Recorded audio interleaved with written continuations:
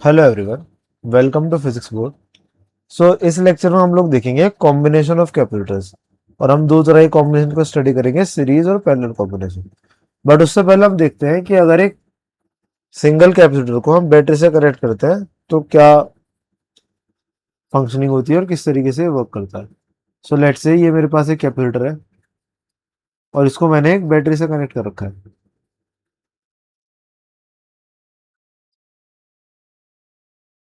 ठीक है।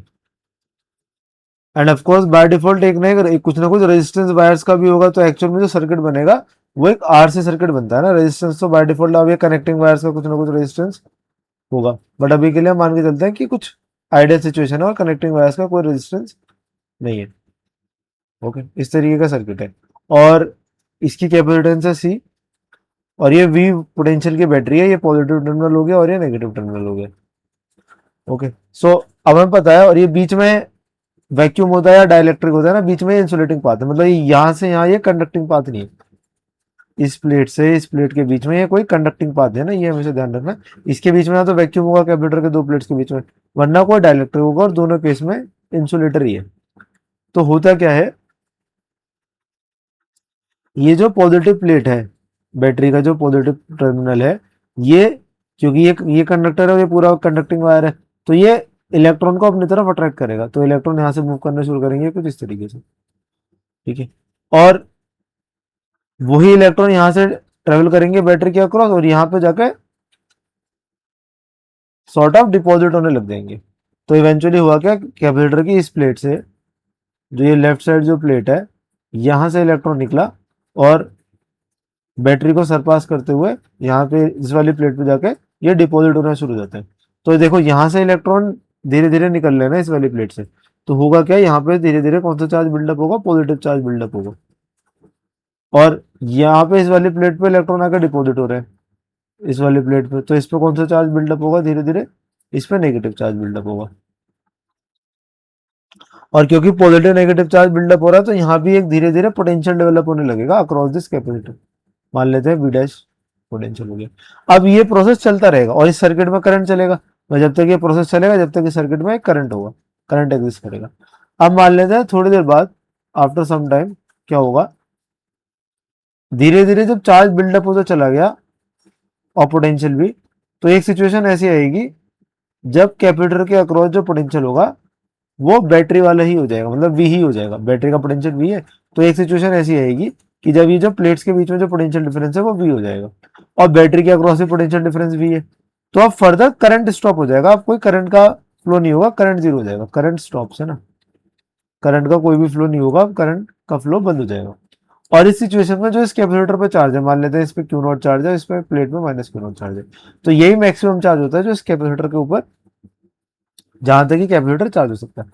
ओके, तो है ना, ये पॉइंट इंपॉर्टेंट है कि जब कैपेसिटर फुली चार्ज हो जाता है तो फिर ये कोई करंट ड्रॉ नहीं करता। और दूसरी बात, इसका जो पोटेंशियल डिफरेंस है वो इसी के इक्वल हो गया।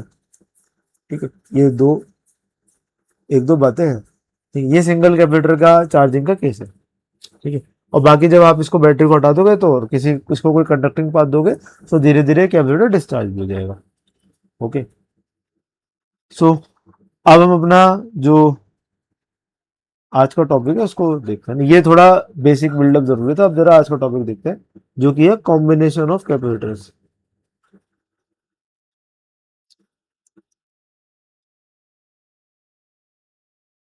हमारे पास दो तरह के कॉम्बिनेशन हमें स्टडी करने हैं, कॉम्बिनेशन ऑफ कैपेसिटर्स। तो हमें बेसिकली दो तरह के कॉम्बिनेशन स्टडी करने हैं। First one is series combination and second is parallel combination. अब जरा पहले, ठीक है, पहला है सीरीज और दूसरा है पैरेलल कॉम्बिनेशन। ओके, कि अगर एक कैपेसिटर को आप सीरीज में लगाओगे तो क्या होगा, पैरेलल में लगाएंगे तो क्या होगा। उससे पहले एक चीज और देख लेते हैं, एक टर्म हम यूज करेंगे, इक्विवेलेंट कैपेसिटेंस। अब ये क्या होता है, कैपेसिटेंस या कैपेसिटर है ना, कुछ भी कह सकते हैं।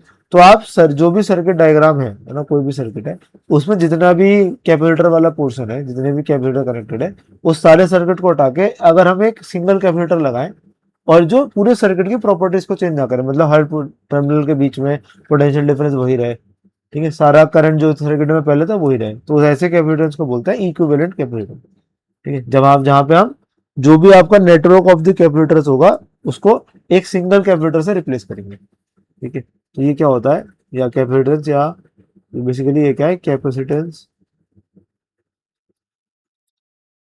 Of a single capacitor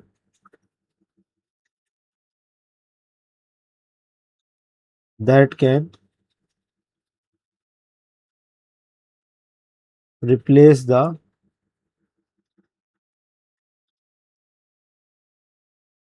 network of the capacitors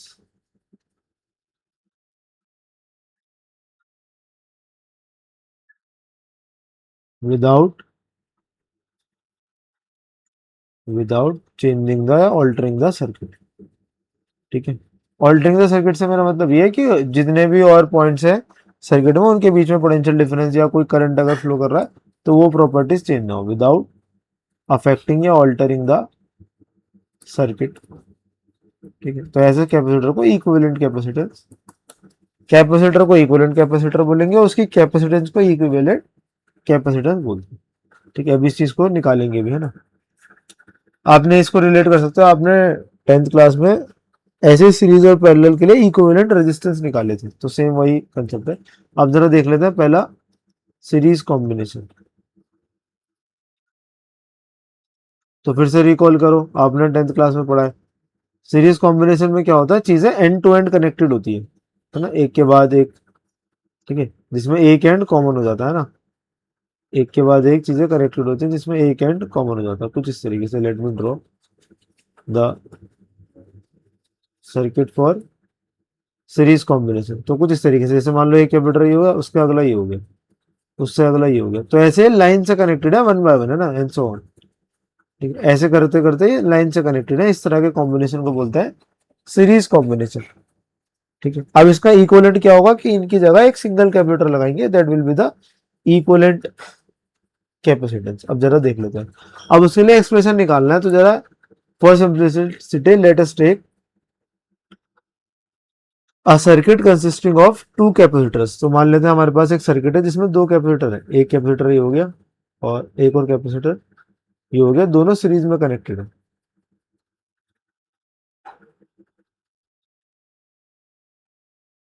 और इनको आपने एक बैटरी से कनेक्ट करा है,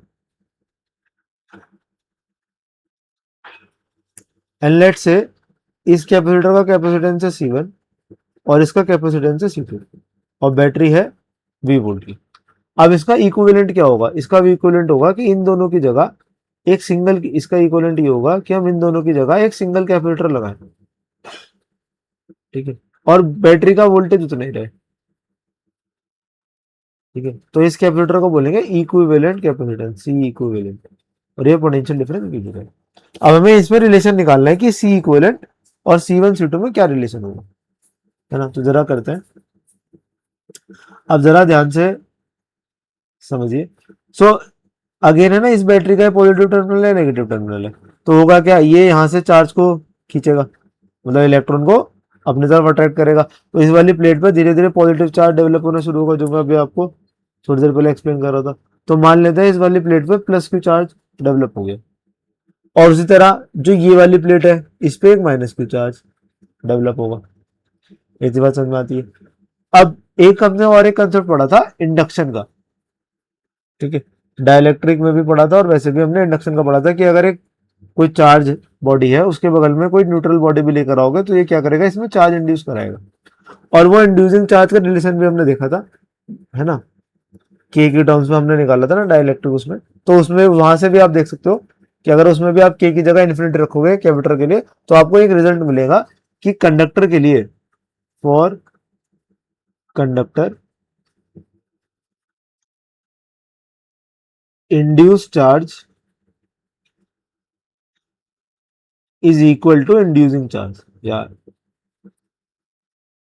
जितना चार्ज इंड्यूस हुआ वो उसी के बराबर होता है जो जितना जो चार्ज इंड्यूस करा रहा है। इसको एक और तरीका है देखने का, भाई रिकॉल करो, मान लो एक यहाँ पे एक्सटर्नल कोई क्यू चार्ज था या माइनस क्यू चार्ज था, बीच में इलेक्ट्रिक फील्ड है ई, और आपने एक कंडक्टर बीच में प्लेस कर दिया, तो कंडक्टर की प्रॉपर्टी क्या होती है, उसके अंदर इलेक्ट्रिक फील्ड जीरो होती है। तो एक चीज है जो हमेशा होल्ड करनी है कि अंदर इलेक्ट्रिक फील्ड जीरो होनी चाहिए, और बाहर मान लेते हैं बाहर ये जो इलेक्ट्रिक फील्ड है ये है ई नॉट। तो अब इसके सरफेस पे भी जो चार्ज बनेगा वो ऐसे माइनस क्यू प्लस क्यू ही बनेगा, ताकि इनकी वजह से भी इलेक्ट्रिक फील्ड उतनी हो जितनी ई नॉट है, तभी तो अंदर नेट इलेक्ट्रिक फील्ड क्या हो जाएगी, जीरो। भाई ये जो अब ये प्लस क्यू माइनस क्यू बना, ये भी एक इलेक्ट्रिक फील्ड बनाएगा इस तरफ, और ये भी कितनी होनी चाहिए, ई नॉट, तभी तो दोनों का नेट क्या आएगा, जीरो आएगा। और वो तभी पॉसिबल है जब ये चार्ज, जैसे इस क्यू चार्ज ने, ऐसे देख लो, इस क्यू चार्ज ने इस माइनस क्यू चार्ज को इंड्यूस कराया, तो एक कंडक्टर था तो इक्वली बाउंड चार्ज इंड्यूस हुआ है, जिसको हम बाउंड की तरह देखते हैं ना। अब जैसे इंसुलेटर में तो बाउंड होता है, बट यहाँ पे तो ये कंडक्टर है, तो पूरी तरह बाउंड कहना ठीक नहीं है, बट यहाँ से आप ये चीज समझो कि ये क्यू चार्ज और ये माइनस क्यू चार्ज क्या होंगे, मतलब ये जो इंड्यूस चार्ज होगा और जो इंड्यूसिंग चार्ज होगा ये क्या होगा, सेम अमाउंट का होगा। ठीक है, ये तो यहाँ भी जो चार्ज इंड्यूस होगा वो माइनस क्यू होगा। अब ऐसे ये देख सकते हो कि ये माइनस क्यू चार्ज यहाँ पे प्लस क्यू चार्ज इंड्यूस कराएगा। एक और तरीका भी होता है इसको देखने का, भाई देखो ये यहाँ बीच में डाइलेक्ट्रिक है, यहाँ बीच में डाइलेक्ट्रिक है, तो जो इतना पोर्शन है ये कट ऑफ है इसका सर्किट से, इसमें कोई बाहर से चार्ज नहीं आ सकता इतना पोर्शन, क्योंकि यहाँ इंसुलेटर यहाँ इंसुलेटर, तो इतना पोर्शन कट ऑफ है, खाली इतना पोर्शन यहाँ मैं ड्रॉ कर देता हूँ ये। तो अगर इस पे plus q minus q charge आ गया ना बाय डिफॉल्ट, तो अगर हमने जैसे देखा कि इंडक्शन की वजह से इस पे माइनस क्यू चार्ज आ गया, तो देखो इनिशियली तो इस पर टोटल चार्ज जीरो था, जब कोई बैटरी वगैरह कुछ कनेक्ट नहीं थी, दोनों को मिला के चार्ज जीरो था, तो अब भी तो जीरो रहेगा, तो अगर इस पे माइनस क्यू आया तो इस पे प्लस क्यू आना ही है, ऐसे भी देख सकते हैं। और इन चीजों को देखने का एक और तरीका भी होता है, अगर ये इंडक्शन चार्ज जीरो, एक तो ये अप्रोच है, या फिर ये क्या देखने का कि जैसे मैं आपको एक बात और बता रहा था कि चार्ज जो बनेगा वो हमेशा अंदर वाली तरफ ही बनेगा, और ये भी प्रूफ करना जो अभी हम यहाँ पे यूज कर रहे हैं कि दोनों चार्ज सेम अमाउंट का इंड्यूस होगा, तो जैसे ये चीज होती है ना कि चार्ज हमेशा अंदर वाली साइड भी बनेगा, इसको निकालने का एक और तरीका होता है ना, और इसको प्रूव करने का हल्का सा मैं आपको हिंट देके छोड़ देता हूँ। जैसे मान लो दो मेरे पास एक्चुअल में तो ये इस तरीके की प्लेट्स होंगी जो आप कैविटर प्लेट बनाते हो, अब इनमें कुछ चार्जेस होंगे, तो आप बस कोई भी रैंडम कोई भी कॉन्फ़िगरेशन लिखो, मतलब जैसे यहाँ पे क्यू है और मान लेते हैं यहाँ पे माइनस क्यू इंड्यूस हुआ। अब मान लो हमें ये थोड़ा बता देता हूँ, अभी मेरे ध्यान आया था ना अलग। अब मान लो यहाँ पे कुछ स्मॉल क्यू चार्ज इसमें से कैपिटल क्यू में से स्मॉल क्यू चार्ज इस वाले सरफेस पे, मान लेते हैं इस सरफेस पे भी कुछ चार्ज है, तो कितना बचेगा, capital Q minus small Q. और मान लेते हैं इस अंदर वाले सरफेस पे चार्ज है क्यू डैश, तो बाहर वाले पे कितना बचेगा, क्यू माइनस क्यू डैश। अब आप इन मतलब यहाँ हमने ये नहीं माना कि चार्ज खाली इनर सरफेस पे होगा, मान लेते हैं charge inner surface outer surface दोनों सरफेसिस पे बना है। अब देखो इसके अंदर दो पॉइंट ले लो, एक ये और एक ये, और बस क्योंकि ये दोनों पॉइंट कंडक्टर के अंदर है, तो एक चीज तो हमेशा होल्ड करेगी वो है कि इन पे इलेक्ट्रिक फील्ड जीरो होनी चाहिए, बस वो कंडीशन को लिखोगे तो यहां से आपको ये मिल जाएगा कि ये क्यू डैश, ये जो आउटर चार्ज है ये जीरो होगा, ये कंडीशन आ जाएगी जब आप इस इलेक्ट्रिक इस पॉइंट पे दोनों पॉइंट पे इलेक्ट्रिक फील्ड को जीरो करोगे, तो ये कंडीशन आ जाएगी। ये तो थोड़ा मैथमेटिकल तरीका हो गया, बाकी इस बात को हम यहाँ से भी इस बात से भी ऐसे भी देख सकते हैं कि पॉजिटिव और नेगेटिव चार्ज आपस में अट्रैक्ट करते हैं। बस जैसे आपने इनके ऊपर ये जो कैपेसिटर की दो प्लेट्स थी, है ना, जैसी, अब ये मैं सोच रहा कि हम अपने टॉपिक से तो थोड़ा हट रहे हैं, बट ये चीजें हेल्प करती है ना अच्छे क्वेश्चन बनने में, ये कंसेप्ट हेल्प करते हैं। अब देखो हम इस बात को ऐसे भी समझ सकते हैं कि भाई इस पे इस वाली प्लेट पे पॉजिटिव प्लस क्यू चार्ज है, इस पे माइनस क्यू चार्ज है ना इस पे।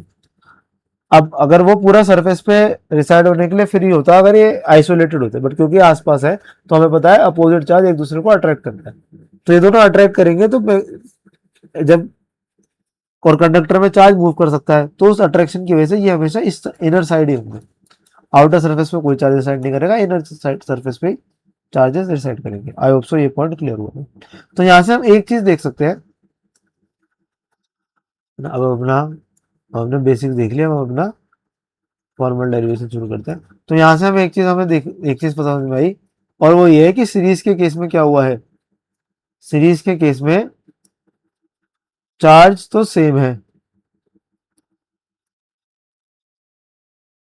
सीरीज के केस में चार्ज तो सेम है, बट दोनों कैपेसिटर पे वोल्टेज डिफरेंट रहेगा, क्योंकि दोनों की कैपेसिटेंस अलग अलग है ना, दोनों की कैपेसिटेंस अलग अलग है। तो मान लेते हैं कि इस वाले कैपेसिटर पे जो पोटेंशियल डिफरेंस है वो V1 है, और इस वाले कैपेसिटर पे जो पोटेंशियल डिफरेंस है वो है V2। ठीक है, और हमें पता है क्रिचॉफ लॉ के अकॉर्डिंग ये टोटल बैटरी का पोटेंशियल अगर V है, तो हमारे पास एक कंडीशन में पता है, वो क्या है, that V should be equal to V1 plus V2। मतलब बैटरी के अक्रॉस जो टोटल पोटेंशियल डिफरेंस है वो दोनों कैपेसिटर के अक्रॉस जो पोटेंशियल डिफरेंस है उसके सम के इक्वल होगा बाय यूजिंग किरचॉफ्स लॉ। ठीक है, या नॉर्मल भी आपने 10th में भी यूज करा था ना, बाई किरचॉफ लॉ तो हम करंट इलेक्ट्रिसिटी वाले चैप्टर में पढ़ेंगे, बट ये तुम्हें पता है ना कंजर्वेशन ऑफ एनर्जी से ये निकलता है कि भाई दोनों टोटल अगर V वोल्टेज है बैटरी के अक्रॉस, तो इन दोनों के अक्रॉस भी जो वोल्टेज का सम होगा वो V ही होगा। अब यहाँ ध्यान दो, हमें एक और फॉर्मूला पता है क्या, Q इक्वल टू सी भी होता है, तो यहाँ से V equal to q by c होता है, एक रिलेशन ही आ गया कैपेसिटेंस की डेफिनेशन से। अब जरा यहाँ ध्यान दो, इस इक्विवेलेंट सर्किट वाले डायग्राम में देखो, तो भाई इसका कैपेसिटेंस इक्विवेलेंट है, वोल्टेज है V। ठीक है, और मान और चार्ज कितना होगा, चार्ज क्यू ही रहेगा। सिचुएशन तो कंडीशन तो वही होनी ना, मतलब इस पे चार्ज चार्ज क्यू रहने का मतलब ये है कि, मैं कह रहा हूँ चार्ज क्यू रहेगा, इस बात से मतलब ये है कि इस वाली प्लेट पे प्लस क्यू, इस वाली प्लेट पे माइनस क्यू। ठीक है, सो अगर हम इस वाले इक्विवेलेंट सर्किट वाले डायग्राम को देखें, तो यहां से मैं कह सकता हूं, मैं देखो इस कैपेसिटर के अक्रॉस, इस कैपेसिटर के अक्रॉस चार्ज है Q, पॉजिटिव प्लेट वाला चार्ज, वोल्टेज है V। तो क्या मैं यहां से ये लिख सकता हूँ इस वाली कंडीशन से, इस वाले को देखते हुए, Q equal to c equivalent into v. Q equal to c भी होता है, तो V का फॉर्मूला क्या बनेगा, Q by C equivalent equal to, अब ऐसे V1 को लिखो, तो अब इस वाले कैपेसिटर पे आ जाओ, यहाँ कैपेसिटर पे चार्ज कितना है, पॉजिटिव प्लेट पे प्लस क्यू, पोटेंशियल डिफरेंस कितना है V1, और कैपेसिटेंस कितना है C1। So we can write this Q equal to C1 into V1, और यहाँ से V1 का फॉर्मूला क्या बन जाएगा, Q बाय C1, तो यहाँ पे यूज करते हैं, तो ये बन गया Q by C1।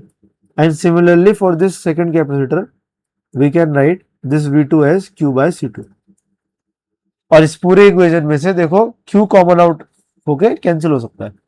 So finally what we are left with, 1 upon C equivalent is equal to 1 upon C1 plus 1 upon C2, है ना। कुछ ये आपको अगर ये जाना पहचाना लगना चाहिए, अपने पैरेलल कॉम्बिनेशन ऑफ रेजिस्टेंस में ये रिलेशन पड़ा है, तो एक चीज तो पॉइंट आउट करने वाली क्या है कि यहाँ पे रिलेशन रिवर्स हो जाते हैं, वहां ये पैरेलल कॉम्बिनेशन ऑफ रेजिस्टेंस के लिए आपने पढ़ा है, यहाँ पे ये सीरीज कॉम्बिनेशन में आया for the capacitors, for the capacitors. अब ये तो दो के लिए है, इसी को जनरलाइज कर देते हैं, तो मान लेते हैं for n capacitors in series, तो मान लेते हैं हमारे पास n कैपेसिटर्स हैं सीरीज में, तो उसके लिए 1 अपॉन सी इक्वलेंट जो होगा that will be equal to 1 upon C1 plus 1 upon C2 plus 1 upon C3 up to 1 upon Cn। So this is the relation. ठीक है, एक चीज और, भाई सी इक्वलेंट की वैल्यू जो होगी, इसको या फिर ऐसे भी लिख सकते हैं, 1 upon C equivalent is equal to summation of for I 1 to n, नहीं समीशन नहीं आएगा ना, समीशन रहने दो, समीशन की तरह नहीं, बट हाँ एक चीज और देखो, एंड दैट इज कि जो ये सी इक्वलेंट की वैल्यू होगी ना, ये कम होगी किसी भी इंडिविजुअल कैपेसिटर से। मैथमेटिकली ये चीज आप देख सकते हो, मैं जब हम फ्रैक्शन में ऐड करेंगे और फिर ये रेसिप्रोकल करेंगे, तो ये जो इक्वलेंट कैपेसिटेंस बनेगा ये कम होगी किसी भी इंडिविजुअल वैल्यू पे। यहाँ पे सी आई क्या है, C1 C2 C3 C4 C5 up to Cn, कोई भी वैल्यू ले लो, जनरल मैंने सी आई लिख दिया, तो किसी भी इंडिविजुअल कैपेसिटेंस से ये जो सी इक्वलेंट है ये कम ही होगा, दैट मीन्स सीरीज में कैपेसिटेंस क्या हो गई है, डिक्रीज कर गई है। ठीक है, in this series combination the capacitance is decrease. अब देखते हैं सेकंड तरह का हमारा जो कॉम्बिनेशन है that is parallel combination.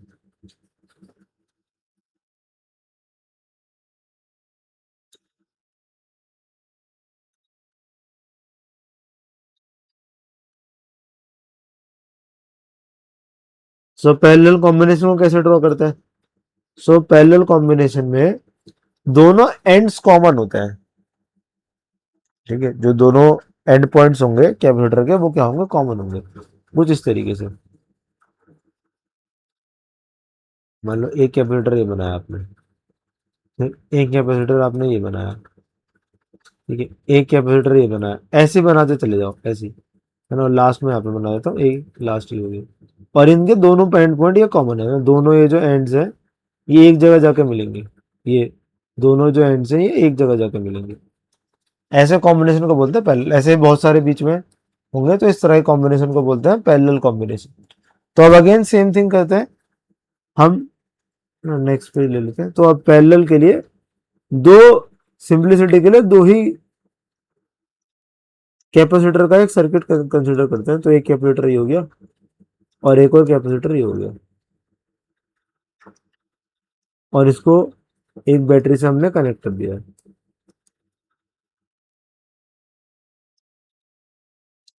And let's say कि इसकी कैपेसिटेंस है C1 और इसकी नीचे वाले की कैपेसिटेंस है C2, और ये टोटल V वोल्टेज की बैटरी है। और इसका इक्विवेलेंट जो बनेगा उसमें क्या होगा? उसमें इन दोनों की जगह एक कैपेसिटर लगा देंगे और बैटरी होगी, ठीक है। सो ये क्या हो गया? ये इसका C इक्विवेलेंट हो गया और ये इसका पोटेंशियल V रहेगा। अब देखो होगा अगेन क्या होगा, इन प्लेट्स पे चार्ज आना होगा। अब देखो एक चीज ध्यान रखना, और वो क्या है वो मैं यहाँ सबसे ऊपर लिख भी देता हूँ। पैरेलल के केस में वोल्टेज सेम होती है, ठीक है, बट चार्ज क्या होगा ये डिफरेंट होगा, क्योंकि वोल्टेज सेम है, कैपेसिटेंस अलग अलग है, तो चार्ज को डिफरेंट होना पड़ेगा पैरेलल कॉम्बिनेशन में, क्योंकि एंड पॉइंट्स कॉमन है ना। पोटेंशियल डिफरेंस आप दो पॉइंट के बीच का निकालोगे और वही दो एंड पॉइंट सेम है, तो इसका मतलब क्या है? कैपेसिटर के अक्रॉस वोल्टेज भी क्या रहेगी? सेम। देखो ना, ये देखो, जैसे ये कैपेसिटर इन दोनों पॉइंट के बीच में कनेक्टेड है, तो ये भी तो इन दो के बीच में कनेक्टेड है, और जब पॉइंट कॉमन है तो इनके बीच में जो भी पोटेंशियल डिफरेंस है वो क्या है? सेम है फॉर बोथ दी कैपेसिटर्स। और यहाँ पे इस केस में कितना होगा? इस केस में भी ही रहेगा, है ना। मान लेते हैं ना आइडियल सिचुएशन है, कोई रेजिस्टेंस की वजह से एनर्जी लॉस नहीं है, तो इस पे दोनों पे अक्रॉस जो पोटेंशियल डिफरेंस होगा वो वी ही रहेगा।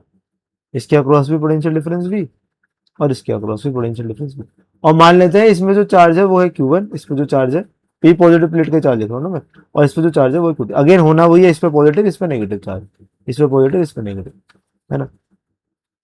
Q1 Q2 है ना, ये मैंने यहाँ पे लिख दिया। और जो ये बना फाइनल, इस पे जो चार्ज है वो है Q, इस पे जो चार्ज बनेगा वो क्या बनेगा? Q बनेगा। अब इन दोनों की जगह एक करा ना, तो अब एक चीज देखो भाई, इन दोनों पे मिला के, इन दोनों की जगह भी जो इक्विवेलेंट कैपेसिटर रखा है, इस पे चार्ज जो रहेगा वो Q रहेगा। और इस Q और Q1 Q2 में रिलेशन है हमारे पास। अब जरा वो रिलेशन देखते हैं। सो रिलेशन क्या है? रिलेशन ये है that this Q should be equal to Q1 plus Q2, ठीक है। Q जो होगा वो Q1 प्लस Q2 के इक्वल होगा,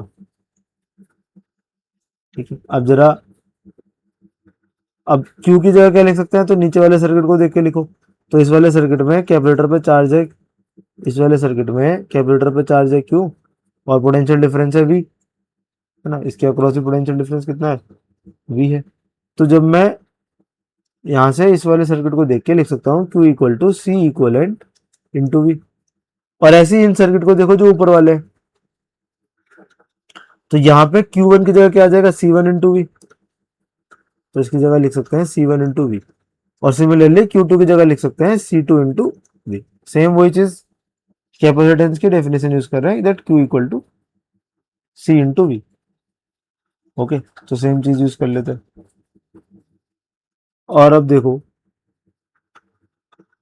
यहां पूरी इक्वेशन में से V को कॉमन आउट करके कैंसिल कर सकते हैं। So finally what we are left with, that C equivalent equal to C1 plus C2। ये रिलेशन है दो के लिए। और अगेन मान लो for n capacitors in series, in parallel, sorry, ऐसे ऐसे अगर n कैपेसिटर होंगे पैरेलल कॉम्बिनेशन में, तो वहां पे जो इक्विवेलेंट बनेगा वो उन सबको क्या करके मिलेगा, ऐड करके मिलेगा, C1 plus C2 plus C3 up to C8। और इसी फॉर्मूले को अगर मुझे लिखना हो तो मैं लिख सकता हूँ summation from 1 to n CI। और एक और चीज जो हम यहाँ पे देख सकते हैं दैट इज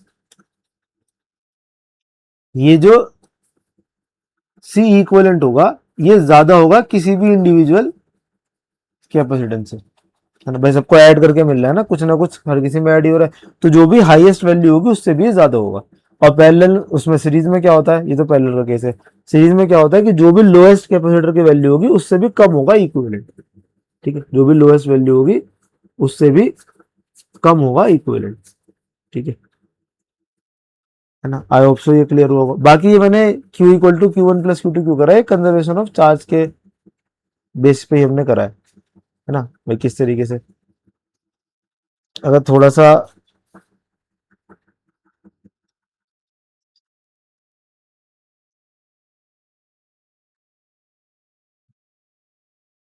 हाँ तो देखिए जरा,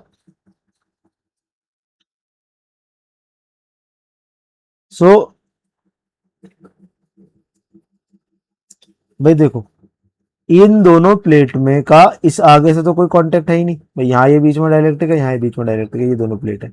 अब इन दोनों की जगह हमने एक प्लेट लगाई है ये, है ना। इसको अगर सर्किट डायग्राम को आप ध्यान से देखो, पहले क्या था, ये इतना तो सेम है ना, ये इसकी जगह मैंने एक प्लेट लगाई है ना। तो यहाँ चार्ज इस पे था Q1, इस पे था Q2, सिचुएशन सारी कंडीशन सेम रहनी है, जो करंट यहाँ से जा रहा था वही करंट यहाँ से जाना है। देखो उसको ऐसे समझो भाई, अगर सिचुएशन सेम रहनी है तो जो मान लेते हैं किसी पॉइंट पे जो करंट यहाँ से जा रहा था वही करंट यहाँ से जाना चाहिए।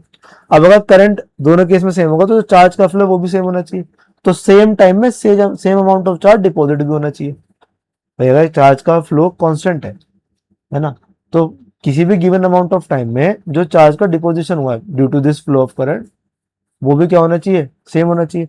तो अगर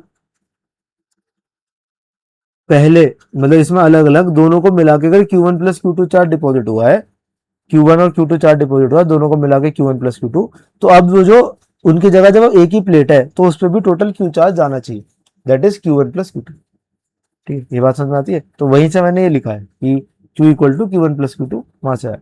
और फिर तो बस सिंपल सा थोड़े मैथमेटिकल स्टेप्स है, तो हम इसको ऐसे डेराइव कर सकते हैं, इक्विवेलेंट कैपेसिटेंस की वैल्यू निकाल सकते हैं। ठीक है, बाकी है ना ये अब इस पे बेस्ड जो न्यूमेरिकल आते हैं, सर्किट प्रॉब्लम आते हैं, उनको सॉल्व करने में ये कंसेप्ट काफी हेल्प करते हैं ना। So that's all for this video, thank you so much. Rest if you have any doubt then you can leave it in the comment section and stay tuned for the further upcoming videos, है ना। Thank you so much।